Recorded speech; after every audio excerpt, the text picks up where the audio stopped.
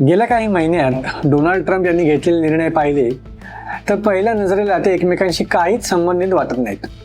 एका बाजूला चीनवर टॅरिफ्स, दुसऱ्या बाजूला भारताबरोबर व्यापारावर दबाव, मध्य पूर्वेत इराण विरोधात कठोर भूमिका, नाटो देशांना संरक्षण खर्च वाढवण्यासाठी आग्रह आणि देशांतर्गत इल्लीगल इमिग्रेशनवर आक्रमक कारवाई. हे सगळे वेगवेगळे विषय वाटतात, पण जर या सर्व घटनांना एकत्र जोडून पाहिलं तर त्यामागे एक स्पष्ट रणनीती दिसून येते. आजच्या व्हिडिओमध्ये आपण ट्रम्प यांच्या सध्याच्या धोरणाचं विश्लेषण करणार आहोत. चीनसोबत ट्रेड वॉर, भारताशी असलेले संबंध, इराणबाबतची भूमिका आणि अमेरिकेतील जनमत, त्यासोबत पुढच्या मिड टर्म इलेक्शनच्या सगळ्या गोष्टी एकमेकांशी कशा जोडल्या जातात हे पाहूया. आणि सर्वात महत्त्वाचं म्हणजे ट्रम्प यांचं धोरण खरोखर अमेरिकेच्या हितासाठी आहे का, की त्यामागे निवडणुकांचं गणित आहे. चला सुरुवात करूया. पहिला पाहूया अमेरिकेमध्ये ट्रम्प बद्दलचं वातावरण. डोनाल्ड ट्रम्प पुन्हा सत्तेत आल्यानंतर अमेरिकेतील राजकारण पुन्हा एकदा दोन स्पष्ट गटांमध्ये विभागलं गेलं. त्यांच्या समर्थकाचं म्हणणं आहे की ट्रम्प यांची सीमा सुरक्षा मजबूत केली, अमेरिकन उद्योगांना प्राधान्य दिलं आणि चीनसारखा प्रतिस्पर्धी देशांपुढे झुकण्याऐवजी कठोर भूमिका घेतली. त्यांच्यामध्ये अनेक वर्षांनंतर एखादा राष्ट्राध्यक्ष अमेरिका फर्स्ट या घोषणेवर प्रत्यक्ष काम करताना दिसतोय. मात्र दुसरी बाजू पूर्णपणे वेगळी आहे आणि विरोधकांचं म्हणणं आहे की सततचे टॅरिफ्स, जागतिक व्यापारातील तणाव आणि परराष्ट्र धोरण याच्यामध्ये आक्रमक निर्णय यामुळे अर्थव्यवस्थेत अनिश्चितता, अनसर्टिनिटी वाढत गेली आहे. महागाई, वस्तूंच्या किमती आणि दैनंदिन जीवनातील खर्च अजूनही सामान्य अमेरिकन नागरिकांसाठी सर्वात मोठे प्रश्न आहेत. त्यामुळे अनेक मतदारांसाठी परराष्ट्र धोरणापेक्षा स्वतःचं पाकिट अधिक महत्त्वाचं ठरतंय. याच पार्श्वभूमीवर अलीकडील अनेक राष्ट्रीय सर्व्हेजमध्ये ट्रम्प यांच्या अप्रुव्हल रेटिंगमध्ये घसरण दिसून आली. काही पोल्समध्ये त्यांची लोकप्रियता 30% मध्यावर गेल्याचं दिसतंय. तर अर्थव्यवस्था आणि महागाई यांना हाताळण्याबाबत मतदारांमध्ये मिश्र प्रतिक्रिया आहेत. यामुळे ट्रम्प यांच्यासमोर आजचं सर्वात मोठं आव्हान फक्त चीन किंवा इराण नाही आहे, तर स्वतःच्या देशातील मतदारांचा विश्वास टिकवणंही देखील आहे. शेवटी कोणताही अमेरिकन राष्ट्राध्यक्ष परराष्ट्र धोरणासाठी निवडला जात नाही. त्याचं राजकीय भविष्य ठरतं ते अर्थव्यवस्था, रोजगार, महागाई आणि सामान्य नागरिकांच्या समाधानावर. यामुळे ट्रम्प यांचे आजचे जवळपास प्रत्येक आंतरराष्ट्रीय निर्णय प्रत्यक्ष किंवा अप्रत्यक्षपणे अमेरिकन मतदारांना लक्षात ठेवून घेतले जातात. चीनवर एवढा दबाव का? जर ट्रम्प यांच्या परराष्ट्र धोरणात एकच देश सतत दिसत असेल तर तो असेल चीन. ट्रम्प यांचं मत आहे की गेल्या 2-3 दशकामध्ये अमेरिकेने स्वस्त उत्पादनाच्या मोहात स्वतःची मॅन्युफॅक्चरिंग क्षमता गमावली. हजारो कारखाने बंद झाले, लाखो नोकऱ्या चीनकडे गेल्या आणि अमेरिकेचं ट्रेड डेफिसिट सातत्याने वाढत राहिलं. त्यामुळे त्यांच्यासाठी हा फक्त व्यापाराचा प्रश्न नाहीये, तर राष्ट्रीय सुरक्षेचाही प्रश्न आहे. याच कारणामुळे ट्रम्प प्रशासन चीनवर नवीन टॅरिफ्स लागतोय.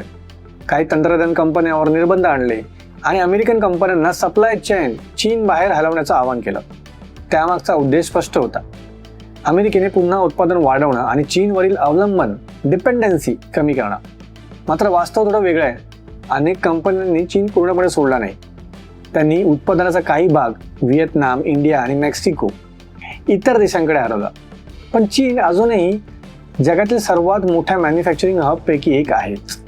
त्यामुळे ट्रेड वॉर सुरू असला तरी चीनची अर्थव्यवस्था पूर्णपणे कोलमडलेली नाहीये.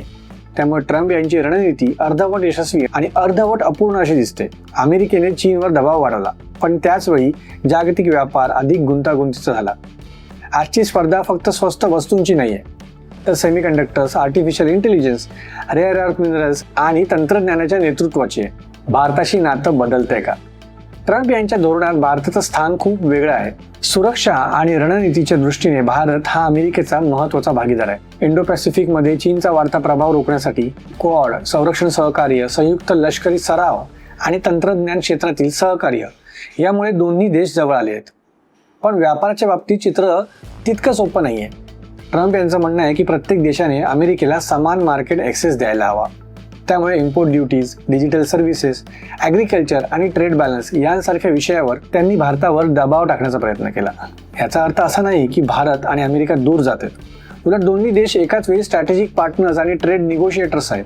म्हणजेच सुरक्षा क्षेत्रात सहकार्य सुरूच आहे, पण आर्थिक क्षेत्रात दोघेही स्वतःच्या हितासाठी कठोर भूमिका घेत आहेत. याच ठिकाणी ट्रम्प यांचं अमेरिका फर्स्ट धोरण स्पष्ट दिसतं. त्यांच्या दृष्टीने मैत्री महत्त्वाची आहे, पण अमेरिकेच्या आर्थिक हितापेक्षा मोठी नाही.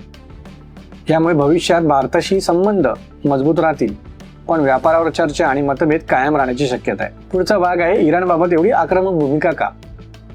ट्रम्प यांचा परराष्ट्र धोरणात सर्वात संवेदनशील विषय म्हणजे इराण.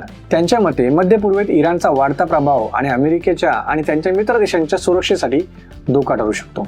त्यामुळे त्यांनी निर्बंध, लष्करी दबाव आणि कठोर राजनैतिक भूमिका कायम ठेवली. पण या धोरणाचा परिणाम फक्त मध्य पूर्वेला मर्यादित राहत नाहीये. इराणभोवती तणाव वाढला की जागतिक तेल बाजार अस्थिर होतो. हॉर्मुझ स्ट्रेटमधून जगातील मोठ्या प्रमाणात तेलाची वाहतूक होते. त्यामुळे या भागातील कोणतीही लष्करी चकमक पेट्रोल डिझेलच्या किमतीपासून ते जागतिक महागाईपर्यंत परिणाम करू शकते.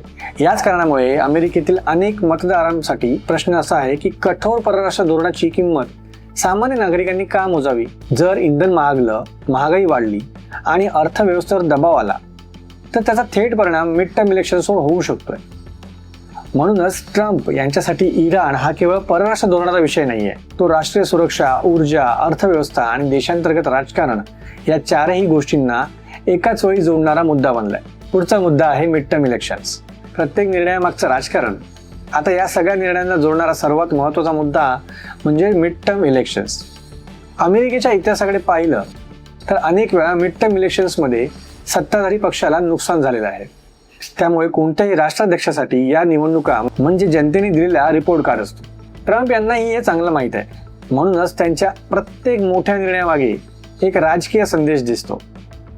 चीनवर कठोर भूमिका म्हणजे अमेरिकन उद्योगाचं संरक्षण, इमिग्रेशनवर कारवाई म्हणजे सीमा सुरक्षा, इराणवर दबाव म्हणजे मजबूत नेतृत्व आणि व्यापारातील आक्रमक धोरण म्हणजे अमेरिका फर्स्ट या वचनाची पूर्तता. म्हणजे ट्रम्प यांची परराष्ट्र नीती ही फक्त जगाला संदेश देण्यासाठी नाहीये, तर अमेरिकेतील मतदारांनाही दाखवण्यासाठी आहे की त्यांनी निवडणुकीत दिलेली आश्वासनं पूर्ण करण्याचा प्रयत्न सुरू ठेवला आहे. पुढचा विषय आहे ट्रम्पचं अमेरिका फर्स्ट खरंच यशस्वी ठरतंय का? आता या सगळ्यात महत्त्वाचा प्रश्न आहे, ट्रम्प यांचं अमेरिकन फर्स्ट धोरण खरंच अमेरिकेसाठी फायदेशीर ठरतंय का?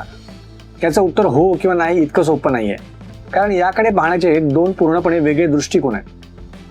ट्रम्प यांचे समर्थक म्हणतात की अनेक दशकांनंतर अमेरिकेने स्वतःच्या राष्ट्रीय हिताला प्राधान्य दिले. चीनवर आर्थिक दबाव आणला, अमेरिकन उद्योगाचं संरक्षण करण्याचा प्रयत्न केला, इलिगल इमिग्रेशनवर कठोर कारवाई केली आणि जगाला स्पष्ट संदेश दिला की अमेरिका आता पूर्वीसारखी प्रत्येक गोष्टीची किंमत मोजणार नाही. त्यांच्या मते जर अल्पकालीन त्रास सहन करावा लागला तरी दीर्घकालीन फायदा अमेरिकेलाच होईल. मात्र विरोधकांचं म्हणणं पूर्णपणे वेगळं आहे.